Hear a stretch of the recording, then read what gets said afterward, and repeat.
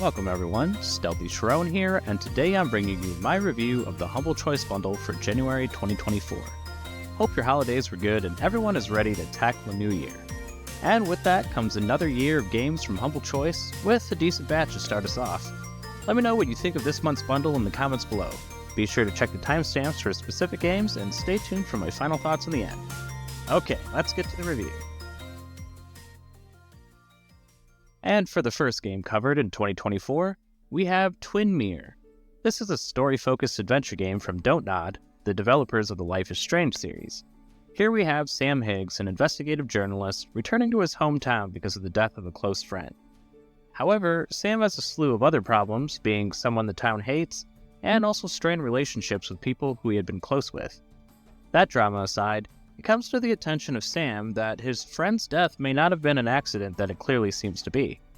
So there seems like there'll be some sort of mystery to unravel as the story develops. I can't really comment on the story since I didn't get that far, but it did a good enough job to set the stage. Also, there's a mechanic called the Mind Palace that Sam can enter to see old memories, and from what the Steam page says, it's used to piece together information as the player progresses. Some other things I could comment on is the voice acting seemed to be good, but the character animations were just okay, which is how I felt when I played Life is Strange 2 a while back when we received that. Still, I'd like to return to this one at a later date since the story seemed interesting. Next is Hell Pie, a 3D action adventure platformer where you play as a demon gathering ingredients to make a pie for Satan. Despite how some of the visuals might look with its brightly saturated colors, this game is definitely not for kids, if the name didn't give that away. The Steam page doesn't try to hide what it is, and very soon in the beginning of the game, it shows players its graphic over-the-top violence along with its mature or immature humor. Personally, this isn't for me. Their style of humor alone is enough for me to know that I won't be returning to this game. Luckily, I think the actual gameplay of Hell Pie was solid. Jumping and swinging off your pet cherub felt really good, and the combat, while simple, seems like it could evolve in complexity and enjoyment with the skill system. I'm sure others will find this to be a good game for them since objectively it does seem like one, but I think others will find the subject matter a turn-off for playing the game. The Red Lantern is another narrative adventure game where the player takes the shoes of a young woman having an existential crisis and decides that she's going to be a musher and race dogs in Alaska. The game starts with assembling your team of dogs that are supposed to make your team well-rounded. However, I'm not sure if the dogs you choose really have any effect on the gameplay itself, other than the interactions you have with them. After the dogs are chosen, you start your run trying to sled to your future home, the cabin with the Red Lantern. However, for some reason, someone thought it would be smart, probably the main character, to have her travel through the Alaskan wilderness with nothing but her dogs and a handful of supplies. And she apparently has no experience with dog sledding. The thing is, this game has a bit of a roguelite nature to it. You're expected to die on your first run, and when you wake up back at the start, it was all a bad dream. Anything you learned along the way will be factored into your next run, such as you found an axe in your so-called dream, so now you know to bring one. Much of this game felt on rails, with it giving you choices throughout that you can make in a sort of choose-your-own-adventure style of storytelling. Any progress made doesn't really seem based on choices the players make, but more what the game decides to let you encounter. All that aside, I like the game.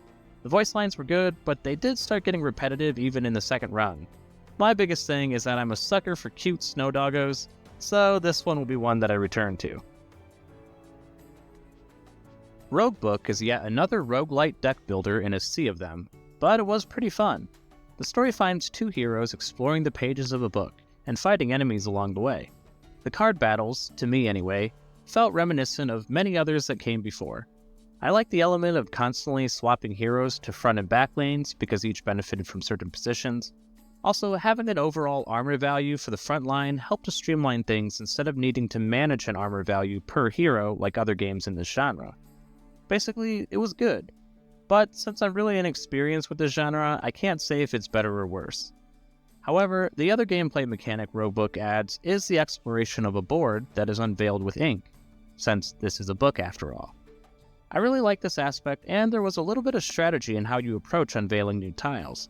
I thought this was a more refreshing take on the standard way of doing this, which is usually a map with a path that has 2 or 3 different options. I really enjoyed my time with this, and I think fans of the deck builder genre will like it too. This game almost ended up being one that I wasn't going to bother recommending, but it's amazing how a perspective can change in an hour. Otxo, sorry for the pronunciation, is a top-down, fast-paced shooter.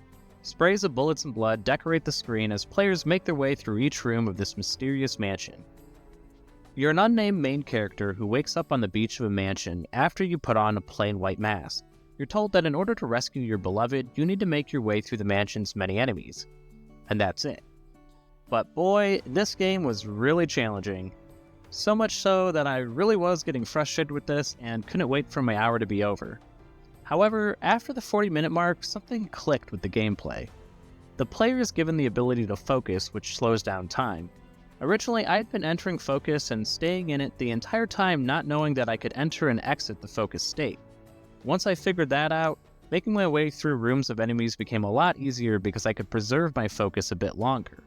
However, I wouldn't say this game is a walk in the park, but it stepped away from being blindingly frustrating. Actually, once I got into the groove of this game, I enjoyed it a lot more, and it felt similar to what we received last month with Midnight Fight Express.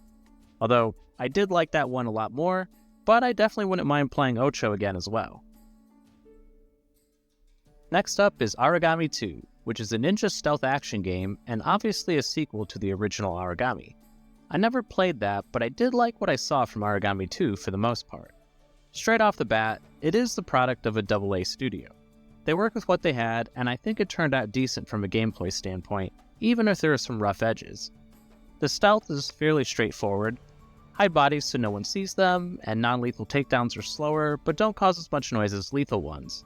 As players level up, they'll gain access to new skills that can help them in combat and/or stealth. The combat in the game follows something along the lines of a Souls-like, although more forgiving. You can attack, block, and parry to reduce the enemy's health and stamina.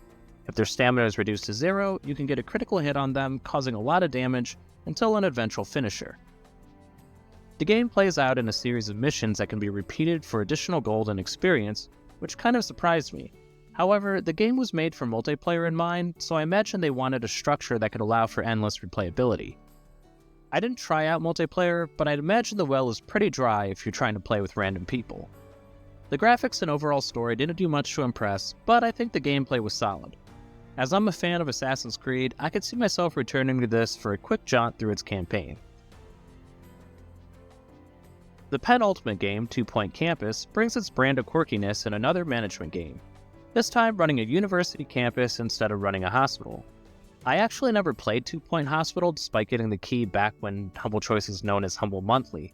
Instead, I gave it to my wife because I didn't think I'd care for the quirky nature of the game. However, I don't think I mind it. In fact, it reminded me a lot of The Sims and its blend of goofy meets real life. The management side of things seemed fun.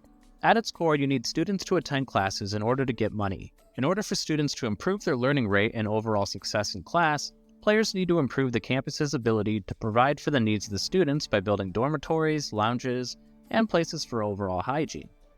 And obviously, what would a university be without classes? Players need to build associated classrooms for the different courses offered, which could range from some sort of mad scientist classroom to things like magic and night schooling. That's night with a K. One thing I really appreciated with 2 Point Campus was the quality of life feature that let you copy entire rooms and move things around. I really liked that it didn't feel punishing to change things, especially as the need for expansion arises. This was a fun one, and any who are into management games, especially 2 Point Hospital, will be right at home with this one. The headliner for the month is Marvel Midnight Suns, Firaxis' take on a tactical card battler set in Marvel's iconic universe. While I had wanted to play this game and had been sitting on my wishlist for a while, I was cautiously optimistic given the mixed reception to the game on launch. However, I'm happy to say that the tactical card fighting combat is fun. I'm starting to think it was largely something the consumer base didn't expect, so it automatically became something they didn't like whether or not it was any good. I know I was incredibly skeptical when I heard the game wasn't going to follow in the footsteps of Firaxis' other popular tactical strategy, XCOM. But I found strategy largely remains intact, but in a different capacity. Choosing which cards and what order to play them in is really important. and spatial awareness and proper positioning still plays a role even if it's not as important as in XCOM with its cover-based system. Also, the overall story seems like it will be a fun Marvel romp, but that will depend on if you're completely burned out of Marvel by now. I know people had said that the downtime section where you bond with the other characters felt off compared to the rest of the game, but I think it's okay so far. I guess one thing I don't like is how easy it is to accidentally cut off what someone is saying. That's one of my pet peeves in video games. This one is definitely one to play unless you just don't like Marvel. Okay, let's wrap this up and see if this bundle is worth it or not. I based my rating solely on whether I thought the game was worth playing on about an hour or so of hands-on gameplay. Also, I'd be grateful if you could please give the video a like if you're enjoying it, because that really helps me out with the YouTube algorithm gods. Overall, I think this was a decent start to 2024. We got a big AAA game along with some other strong support games. Personally, there were a few of these that I've been waiting to play for a while, so I'm pretty happy about this. I know not all games are going to hit right for most people, but that's usually the case.